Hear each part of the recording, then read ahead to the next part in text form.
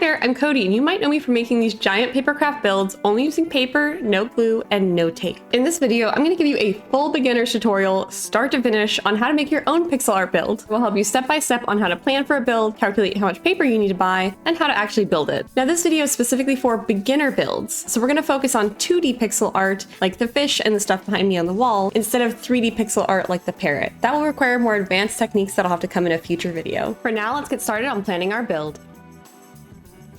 First, you'll need to find some pixel art online that you want to recreate, so let's turn to Google. As an example, I'm going to make the pixel art of a Minecraft axolotl in a bucket, and we'll turn to images. We're looking for images where you can very clearly count each of the pixels, or each of the squares. This one is pretty clear and comes from the official Minecraft wiki, but the only thing that bothers me about it is that it has 7 shades of pink. That might be really hard to purchase. Now, a great way to find clear pixel art that also might have simplified colors is to add perler pattern to the end of your search. A lot of people make stuff with perler beads, and so you can typically find the patterns that they leave online. Here are a couple right at the beginning. Now, I don't love either of those ones too much. I like that they're simplified on the number of shades of pink, but I think I'm going to try and make my own instead. And to do that, we're going to use a reference photo that had the 7 shades of pink, and then we'll use a tool or an app to make our own pixel art. For this example, we're going to use Pixel Art, P-I-X-I-L art. I just found it, I googled pixel art creator, and this popped up. We'll start by clicking on Start Drawing. You can really use any pixel art app, that would be fine. Now, 100 by 100 is a little big. If we look at this picture, it's like 12 across and probably no more than 20 high.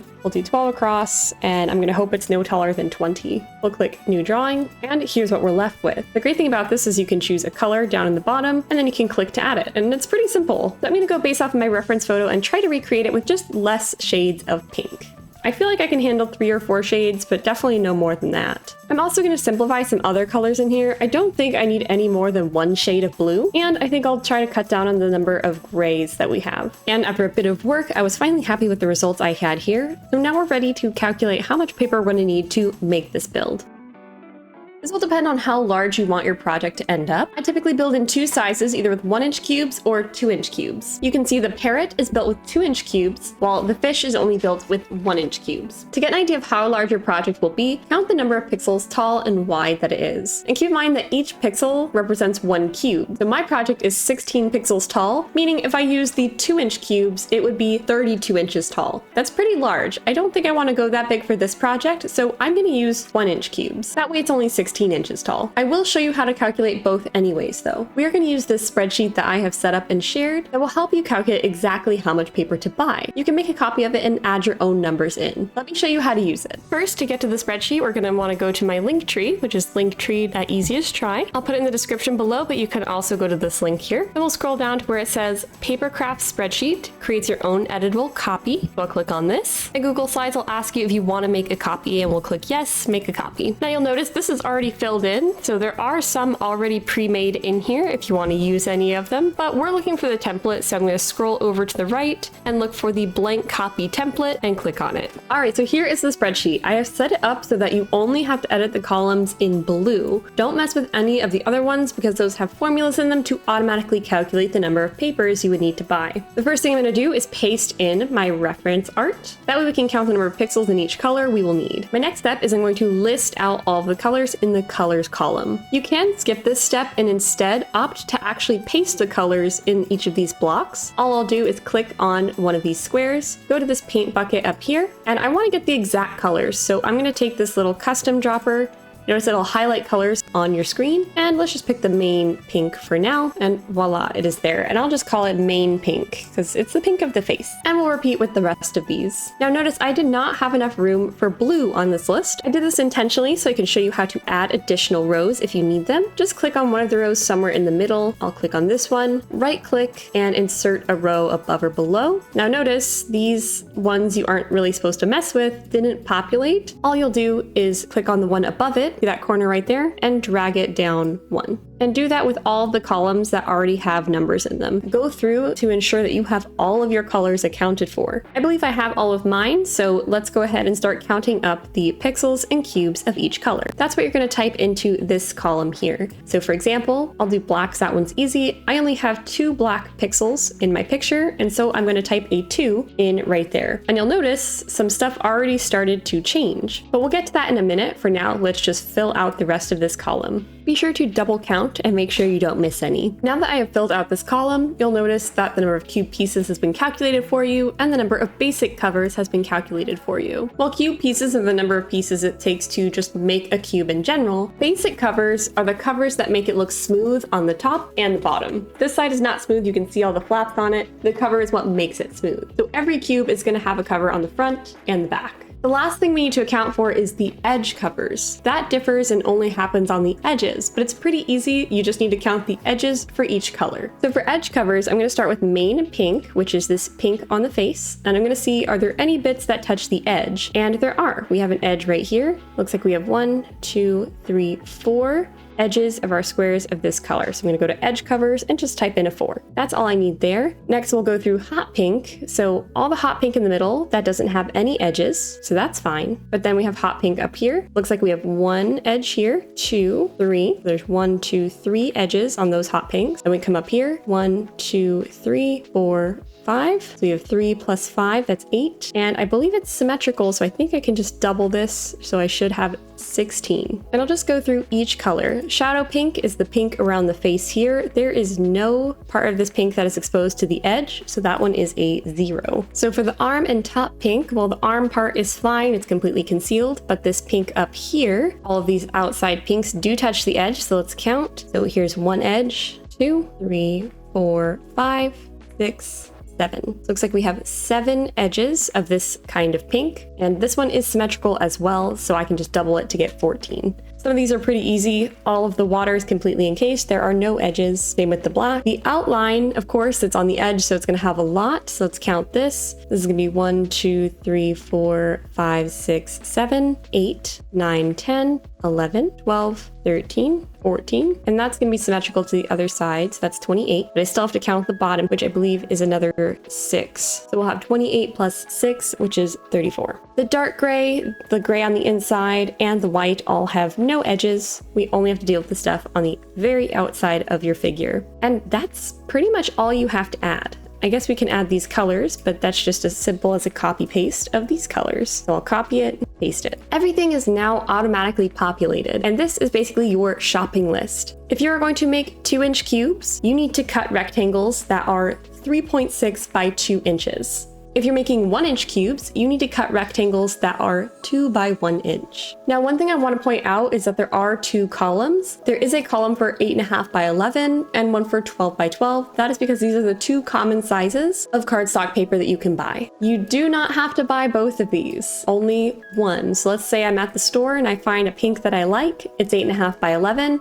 I would need at least 5 sheets of that pink to have enough for this project. Alternatively, if I found a pink sheet that was 12 by 12, I would only need 3 sheets of that paper. You only need one size or the other. I did offer both because they're both common sizes. For myself, I'm gonna go with this list. This is my shopping list of what colors I need and how many pieces of each color I will need to buy. I'm hoping I didn't make any mistakes along the way, but we'll see when I build. So there's a couple options for paper cutting. I recommend having a nice paper cutter. I don't recommend doing this with scissors. For example, my project is 157 cubes, which comes out to be 1,324 pieces. I don't think you'd want to cut that by hand. So I recommend a paper cutter. I have some in the description down below. I really like mine. I can cut them decently fast. It still takes a while, but it's way faster than scissors and more even. If you are building with 2-inch cubes, there is another alternative where you can have the paper cut for you. It's a website called cutcardstock.com. I wish they would sponsor me so badly, but I've bought paper from them many times. For example, I did not cut most of this paper. I actually bought it pre-cut. And you can buy the colors that you like and add custom cutting and say, hey, can you cut this into 3.6 by 2 inches, which is what you would need to make 2-inch cubes. And it only costs, I think, $3 to get that done. So if you want it pre-cut, it arrives really nicely, like a bunch of business cards. Wonderful. 10 out of 10 I would recommend for bigger builds. Unfortunately for me, I am going to have to cut all of the paper myself because they don't cut that small on their website. Now, when you're buying your cardstock, not all cardstock is the same. You'll notice that cardstock has a weight to it. This one is 110 pounds, for example, which is a pretty thick cardstock. And this one is the weakest I would go at 65 pounds. Any weaker and it might not hold up. Now, the size of your rectangle depends on what size cube you're making. If you want a 2-inch cube, you're going to want a 2 by 3.6 inch piece. If you want a 1-inch cube, you're going to want a 1 by 2 inch piece. Now, here's how many pieces sizes you could cut out of a 2 by 3.6 inch piece on a standard 8.5 by 11 piece of paper. And here's how much you could get of a 1 by 2 inch piece on a standard 8.5 by 11 piece of paper. Now, I'm gonna be totally honest, this is probably one of the least fun parts of the project. I don't really like spending many hours cutting paper, but when you need over 1,300 pieces, it is gonna take you a few hours. I try to get it all done in one sitting, but sometimes that can be really tough, especially on your back when you're hunched over cutting paper. So be sure to take breaks if you're feeling tired of it. Put on some shows in the background and be careful because there is a blade on these paper cutters after all. Now that our pieces are fully cut, we can finally start the build process. We'll start with a basic fold that you need to do over and over, basically to every rectangle that you've created. We'll start by taking 2 rectangles and put them in a plus sign orientation like this. Try to get them as even as possible. Once we have it like this, we're gonna fold over the overhang onto the other piece. So I folded this piece down, and then let's fold over the other side. And if you flip it over, it'll look something like this. Repeat with the other piece. We're gonna fold over the edge, and same here. And when you're done, both sides should have 2 flaps on them. Then I like to pull these apart, and here's what they look like right now. I do like to tighten the edges a little bit. So one thing I like to do is just push the 2 together and just really reinforce those creases. You can optionally use a bone folder tool like this to press down those creases even more, but it's not necessary. But now you can see how tight the creases are. This will make sure that the cubes are tight as well when you put them together. This is the only fold you will need for the entire build process. There is no other folding technique needed. Folding is a lengthy process because there's so many pieces and every single one of them has to be folded. So I recommend doing this like while you watch TV. Like once you learn how to do it, you can kind of get into a groove and you don't have to pay as much attention to it. So I like to just put on a TV show or movie while I fold. If you have a roommate or a partner, maybe bribe them with some food or a movie night so they can help you fold as well. Once everything is folded, we can start building cubes. Funny enough, actually building the cubes is a shorter process than cutting and folding. To build a cube, we just need 6 folded pieces. And keep in mind that each piece basically has a square side and 2 flaps. So I'm going to refer to these as the flaps commonly, basically for the rest of the video. Now there are some diagrams like the one you see here, but let me walk you through how I like to build these. So I'll start off with 2 pieces. I'll use one for the bottom and we'll take one for the side. I'm going to take this flap of the side piece and put it under the bottom piece. And I'm going to hold it there. So I'm just pinching it with my finger. Repeat with the opposite side. So we'll take another piece, take the flap and put it underneath the bottom and hold it there. It should look like this at this point. Next, we're going to direct our attention to this flap over here on the bottom piece. I'm going to want to slide a piece in here, but we want all the flaps on the outside. So I'm actually going to pull these flaps out like this and then slide it in to this flap here. I'll slide it in while keeping its flaps on the outside, like this. Remember, our main goal is to keep all of the flaps on the outside of all the squares. Still holding all of the flaps, we're going to do the same for the other side. So I'll pull these out and slide it into the flap down here. Now we're almost done. We have one more piece to go. I like to set this on the table at this point to kind of hold everything together. Then we're going to lift up these 2 flaps in the top. So I lifted these out of the top because we need to sneak this piece in right here. Same concept though, we want the flaps outwards, so I'm going to pull these out, slide it in here like this between the 2 flaps. Make sure its flaps are on the outside, and then we can push these flaps back down. If done correctly, it should have 2 flaps on every single side, and it will hold up really nicely. This can take a few tries to get right, so make sure to practice this skill. It's okay if you don't get it on the first try. It took me a while to master this. These cubes should be fairly sturdy. Again, make sure you're using strong cardstock paper. Don't use normal paper. It might not hold up very well, but you should be able to throw these without any issues. All right, now how do we assemble all of this into our pixel art pattern? Well, here is my pixel art pattern that we had created earlier, and we're basically going to follow this pattern, connecting cubes one at a time until we create the whole image. There's a couple of strategies you'll want to know for this process. We'll start with the most basic one first. This is how you'll start off your build. It's just connecting 2 cubes together. So I'll use 2 different colors for this example, so it's a little bit easier to see. When you connect cubes, there's something important you need to know, is that the orientations have to be the opposite. So notice that on this one, the flaps are straight up right here, and on this one, they are side to side. These are the same exact cube. If you have ones that are the same and you need them different, just rotate it, but they'll only connect if they are different. And what we're going to do is we're going to tuck the flaps of one into the flaps of the other. So let's do that. So here I have mine opposite. It's sometimes helpful to lift up these flaps a little bit so it's easier to tuck in. And I'll take the flaps of this one I'm just going to tuck them in like this. You can see that flap is tucked in. Then we'll want to make sure this flap also gets tucked in. And sometimes I like to pull these out if it's giving me trouble, and we'll push it in just like that. And look at that. They are completely together. Now, eventually you'll run into a situation like this, where you have cubes already assembled and you want to add another, but notice it's connecting to 2 other cubes, not just one. So that tucking technique is going to get a little bit difficult. So instead, we're going to try the lift technique. First thing you need to do is you need to make sure that the cube that you're adding is the opposite orientation. So if I have it this way, that wouldn't be the opposite because these are all straight up. We want it to be the opposite, so it should be a different direction than the 2 that it's touching. If it's not, just rotate it. Now for the lift technique, you're going to look between the cubes that you're trying to attach. So I'll start with the blue and the gray because they're going to be attached. Look for the flaps between these 2 that you can see from the top. Notice you can see these 2 right here, flap and flap. We want to tuck the flap from the blue into these 2 right here. So here's how I'm going to do that. I want this flap right here to tuck in. And instead of just trying to move this around and make it work, we're going to use the lift technique, which means we're going to lift the top of the blue out, tuck it in, and put it back. Let me show you how to do that. I'm going to start by lifting up one of the flaps that's holding down the top of the blue. Carefully lift the top out and lift it up carefully. You don't want to destroy the blue cube. Now we have access to this flap. You can see it right here on my thumb. And we're just going to tuck it in to the gray. So let's just tuck that into those gray flaps we were just looking at. Put the top back down and close up the flaps. Now notice you can't see those 2 flaps anymore because they are connected. But now we have this side over here, the pink side that's not connected. So let's look over here. Let's look in between for the 2 flaps. And with the blue, it's a little bit dark and hard to see, but the 2 flaps are right here. So they're on the blue cube, meaning we have to take the cube next to it, which is this pink, and use the lift technique. So again, we're going to lift this up, pull the top out very carefully, and we're going to tuck it in to the blue flaps and close it back up. And notice you don't see those flaps anymore. The flap has been tucked in. Now you might think we are done, but we actually have to repeat this for the opposite side. Flip it over and notice this side is not connected yet, only the other side was. So we'll do the same thing. I'll go back to the pink. You can see those 2 blue flaps right there. So I'm going to lift up the pink and tuck it into the blue. Make sure you get both of them and close it back up. Same thing for this side. There's those 2 gray. We're going to lift up the blue and tuck it into the gray.